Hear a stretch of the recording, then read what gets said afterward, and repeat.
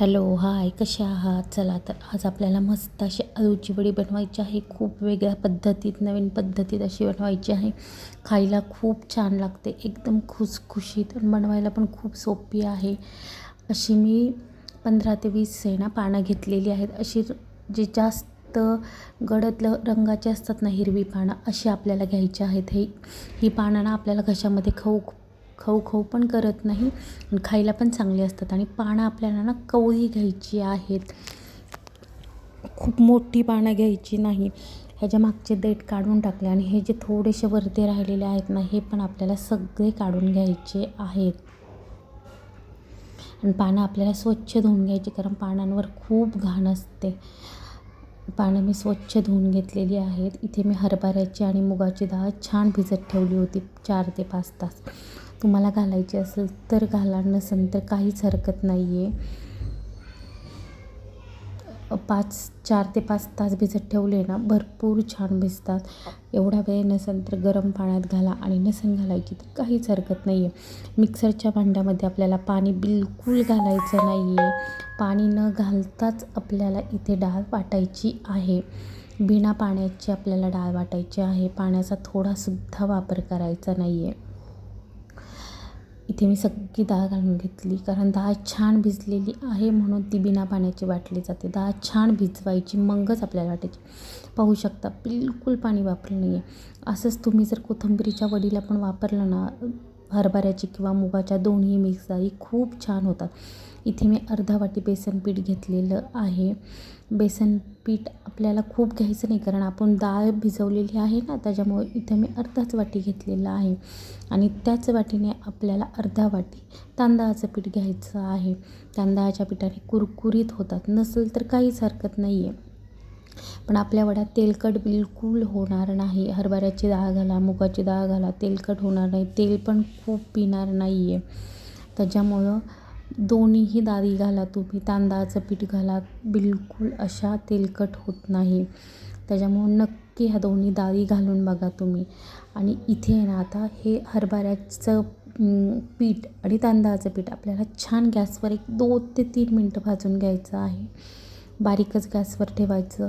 आपल्याला खूप भाजायचं नाही आहे. खूप जर बेसन पीठ भाजलं ना, तर सगळा त्याचा चिकटपणा निघून जातो. आता असं वाटेल की इथे गिठोया होतात वगैरे, पण बिलकुल होणार नाही आहे. बेसन पीठ भाजलं म्हणून गिठोया होतील, बिलकुल होणार नाही. मग बेसन पीठ नक्की भाजून घ्या, त्याच्याबरोबर तांदळाचं पीठ पण भाजून घ्या. त्याच्यामुळं वड्या ज्या आहेत त्या खूप छान खुसखुशीत होतात. तेल बिलकुल पीत नाही. 3 ते 4 मिनटं आपल्याला इथे बारीक गॅसवर पीठ छान भाजून घ्यायचं आहे.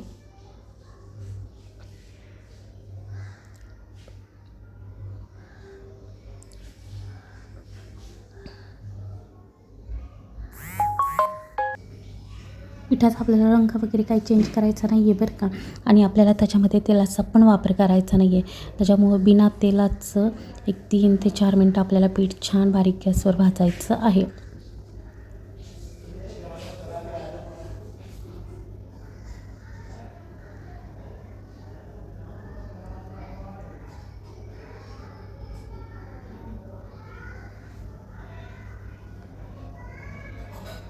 मी पूर्ण वेळ तुम्हाला भाजलेलं दाखवलेलं आहे पीठ.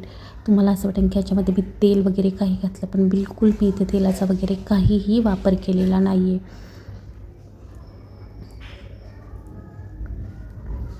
पीठ आपलं छान भाजून झालेलं आहे. थंड करण्यासाठी ठेवायचं. तोपर्यंत आपल्याला इकडं पानं छान धुवून मी पाणी नितळायला ठेवलेलं आहे. आणि पानं आपल्याला छान अशा पद्धतीने ना चिरून घ्यायची आहेत. मी दाखवते आहे तुम्हाला कशी पानं चिरायची ते. मध्ये 2 भाग करून घ्यायचे, परत एकावर एक ठेवायचे आणि मस्त आपल्याला ना हे चिरून घ्यायचं आहे.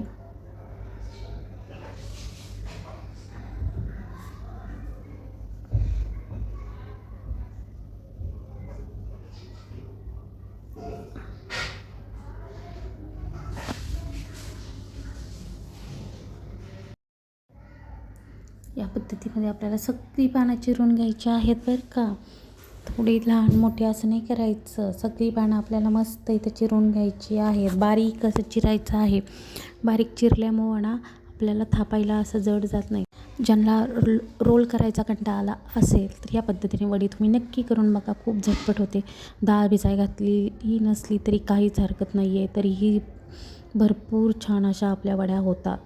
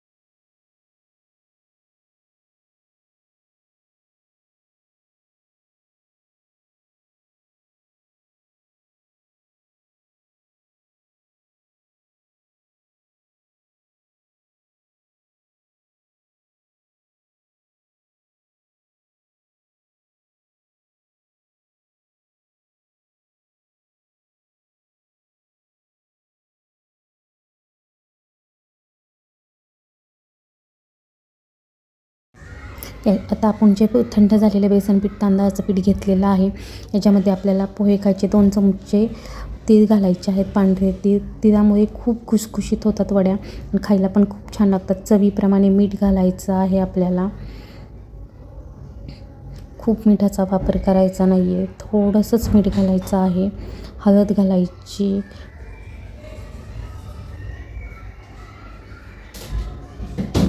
हळद थोडीशी जास्त घालायची आहे आपल्याला. लाल मिरची पावडर घालायची आहे. मी थोडीच घातलेली आहे. तुम्हाला खूप तिखट आवडत असेल तर तुम्ही घालू शकता. खूप तिखट वड्या छान लागत नाही, त्याच्यामुळे खूप कमी तिखट घालायचं. थोडासा गरम मसाला घातलेला आहे मी. गरम मसाल्याने खूप छान चव येते वड्यांना. तुम्ही इथे हिरवी मिरची, लसूण याचाही वापर करू शकता. इथं चिंच गुळाची थोडीशी चटणी मी घातलेली आहे. लिंबाचा रस पण तुम्ही वापरू शकता. चिंच आणि गुळाची चटणी घातल्यामुळे ना पानं घशामध्ये बिलकुल खवखव करत नाही. चिंच गुळाचा इथं गोळ घालून घेतलेला आहे मी 2 चमचे.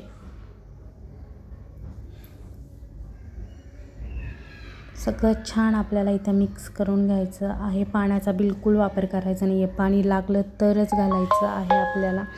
आधी पिठामध्ये सगळं मिक्स करून घ्यायचं आहे.